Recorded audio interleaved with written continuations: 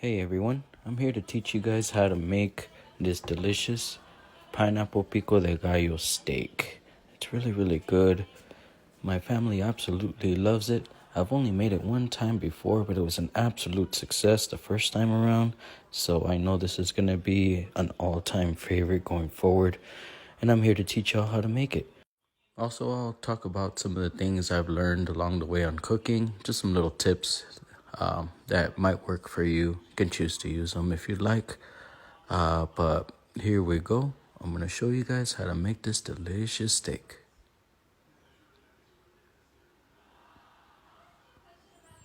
First off, you want to take some cilantro and just pull off all the leaves.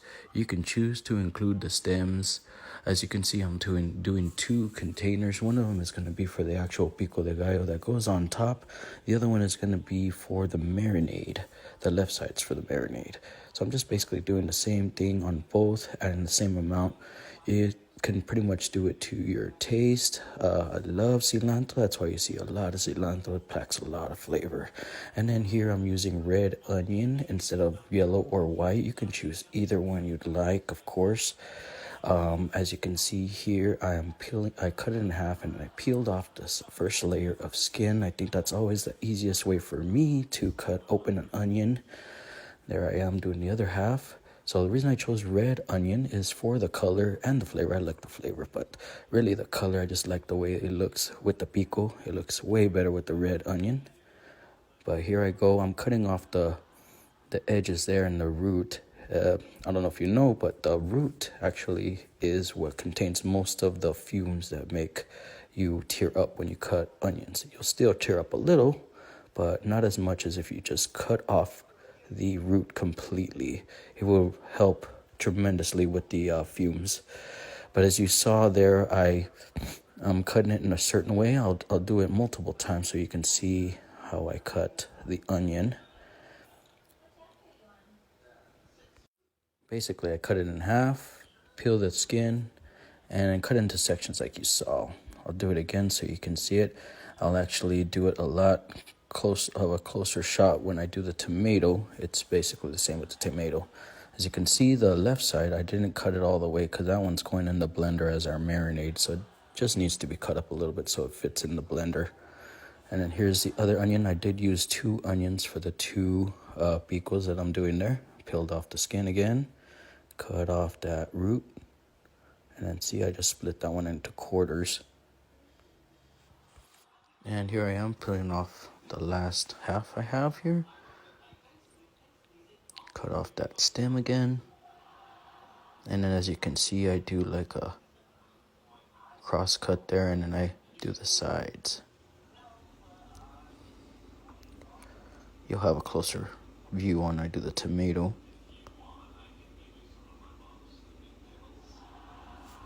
Alright, so here I'm doing the tomato. I did the stem 2 ways so I can show you guys. I kind of cored it out, as you can see with the knife there. I wasn't too happy with the results there. I should have cut it in half, but that's my mistake. I guess you learn from your mistakes. But as you can see, I cut it, I guess you can say horizontally and then vertically, and then you can cut it into little pieces there afterwards. But here shortly I'll show you a good close-up on how to cut the tomato. So much easier. But here I just cut off the stem. I think that was a lot easier, and then I cut it in half, and then here's the sections, as you can see. And I held it sideways so you guys can see what I'm doing. And then you can see there how it could cube out once you actually just finish cutting it. It's a lot easier than it looks once you get used to it. It's not so bad.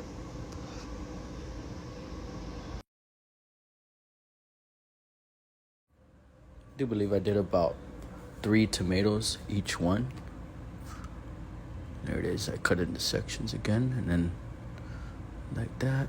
You don't want to cut it all the way through to the edge, then it'll just fall apart on you. Just leave that edge uncut, and then at the end there, as you can see, I just kind of cut it up. It's easier because it was small. And then see, I could just cut it into quarters or halves for the marinade.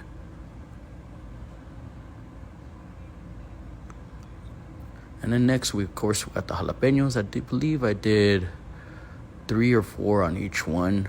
But it's to your taste, of course, if you want it to be super spicy or if you want it to be just a little bit of a kick.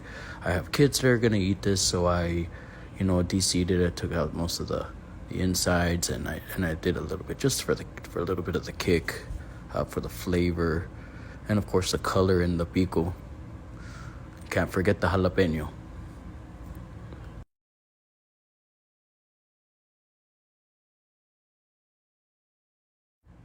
As you can see, it's a little similar to the way I did the tomato. What I do is I cut it in half. I take out the insides and then I just cut it into strips and then sections, as you saw. Here I just believe I'm just doing it halves for the marinade.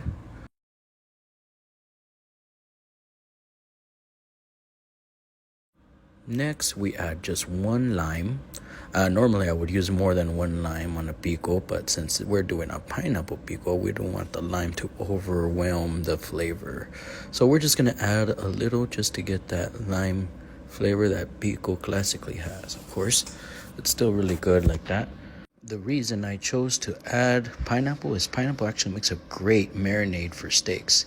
It tenderizes the meat very good.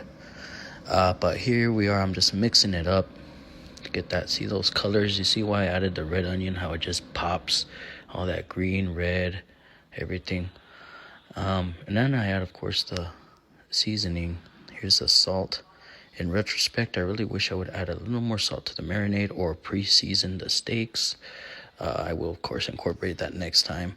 I of course, added garlic powder to taste and pepper.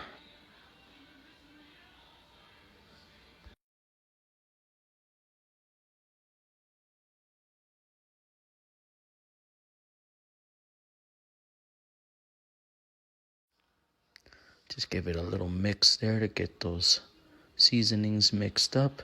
Next, of course, we got the pineapple. I did the tidbits for the pico mainly, so that'd be the same, uniform size.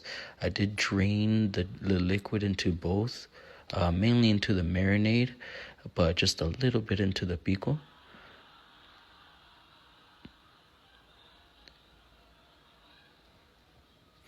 I add most of the pineapple to the marinade because that's mainly where I want it. The pico doesn't need as much, but you can add as much or as little as you like. It's up to you.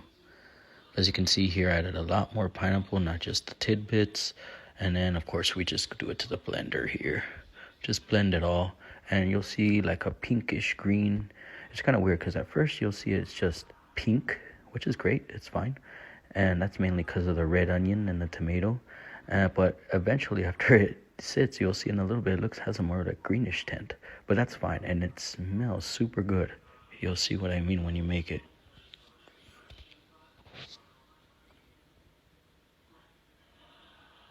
And there it is. See, you can see it's kind of pinkish green. Doesn't look too appetizing, but like I said, it smells great.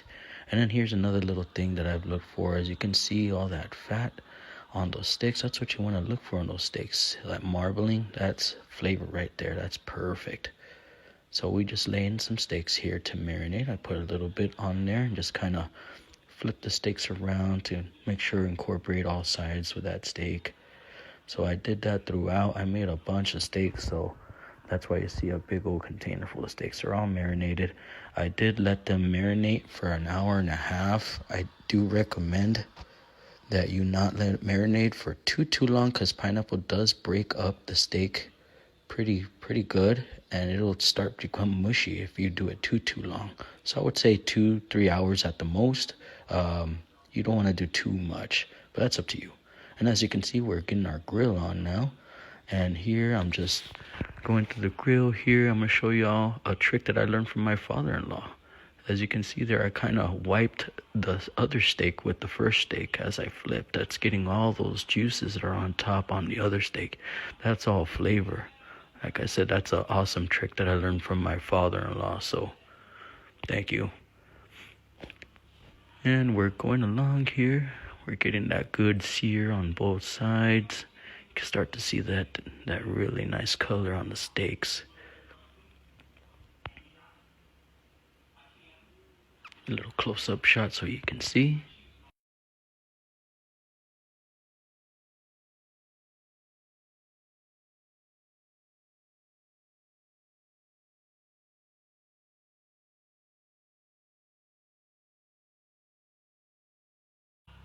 And you can see here I added some pineapple slices. This is actually something I just thought of at the last minute.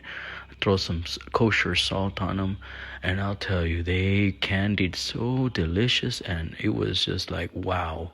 I will definitely be doing these pineapple slices again. Even just by themselves, they were so good.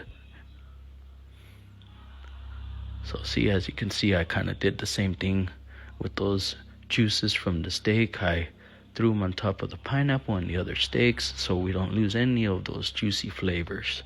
Trust me on this, you don't want a dry steak.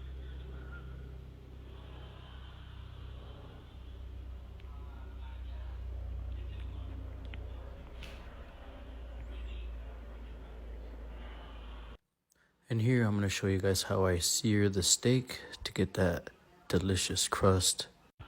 Then you can use it, of course, to get that final crust on the steak there. I only did this to a few because, you know, different people like it cooked different ways.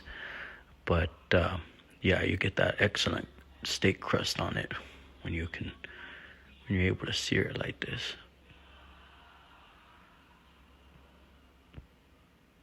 Look at that beautiful color on that piece. That's what you want, that beautiful red sear there.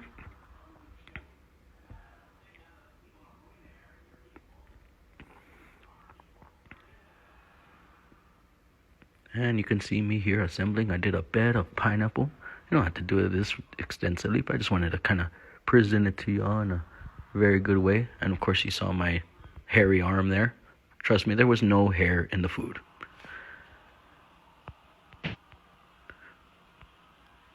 And there it is. Very good. Well, that was mine. Give it a shot.